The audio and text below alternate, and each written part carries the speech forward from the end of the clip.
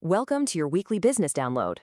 In the next few minutes, we're going to cut right through the noise to give you the key economic forecasts, rule changes, and opportunities you really need to act on this week.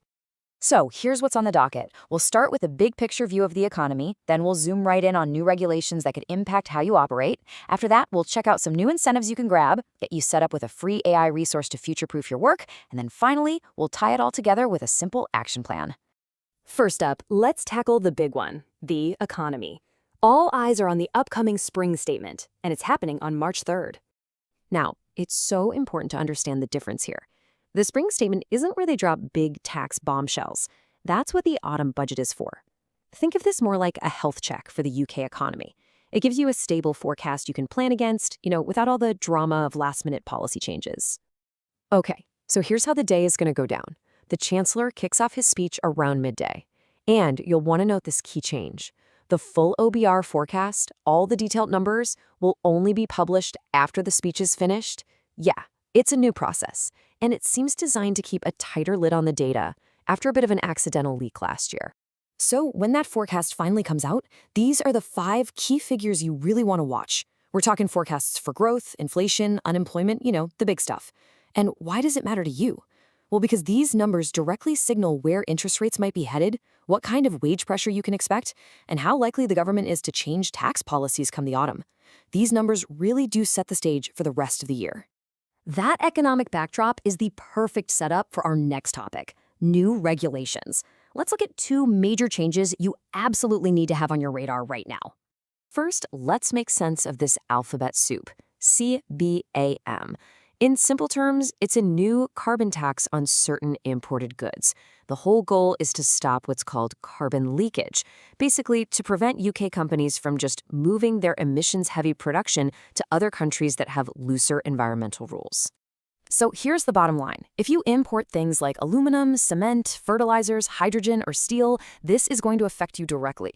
The system goes live in 2027, but, and this is the crucial part, the draft rules on how it's all going to work are out now. This is your chance to actually shape them. The consultation closes on March 24th, so do not miss that window. All right, on to our next topic. Look at this number, £13 billion. That's how big the buy now, pay later market got in 2024. And with that kind of explosive growth, new regulations are never far behind. Starting this July, buy now, pay later lenders are going to be fully regulated, just like any other credit provider. This means they'll have to introduce 4 key protections, giving much clearer info up front, doing proper affordability checks, offering real support to customers who get into trouble, and giving people access to the financial ombudsman for complaints. So, what's this mean for you if you offer BNPL at your checkout? The big takeaway is to just be prepared for changes.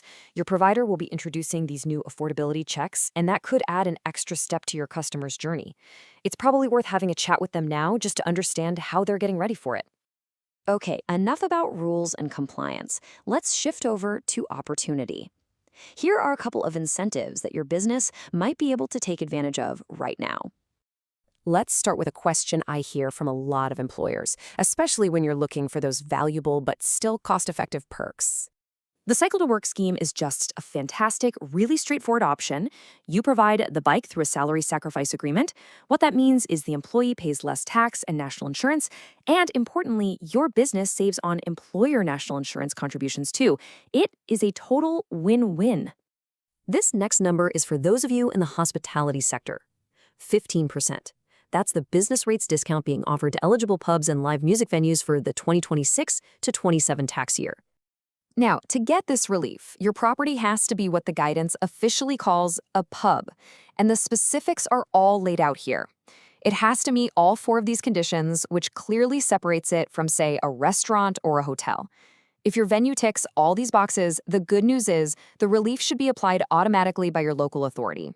All right, let's look to the future with a practical resource to help you get started with artificial intelligence, because I know it can feel a little overwhelming. Small Business Britain has launched this fantastic and totally free online hub to demystify AI. It is packed with jargon-free guides on the absolute basics, from just understanding what generative AI even is, to practical tips on how to write good prompts and save time. There's even a free 6-week course. It is a brilliant starting point. And finally, let's bring everything we've covered together into a clear, concise action plan for the week ahead. Here it is, in a nutshell. March 3rd. Keep an eye on those key economic forecasts. If you're an importer in one of those targeted sectors, you've got until March 24th to comment on the new CBAM rules. For retailers, check in with your BNPL provider ahead of the July 15th changes. And for all you pubs and venues, make sure your property use lines up with the criteria for that 15% relief. And that is our roundup for this week. So I'll leave you with one final thought to take away. With all these things moving, the economy, new rules, new tech, which one of these updates is the one that demands your attention first? Thanks for tuning in.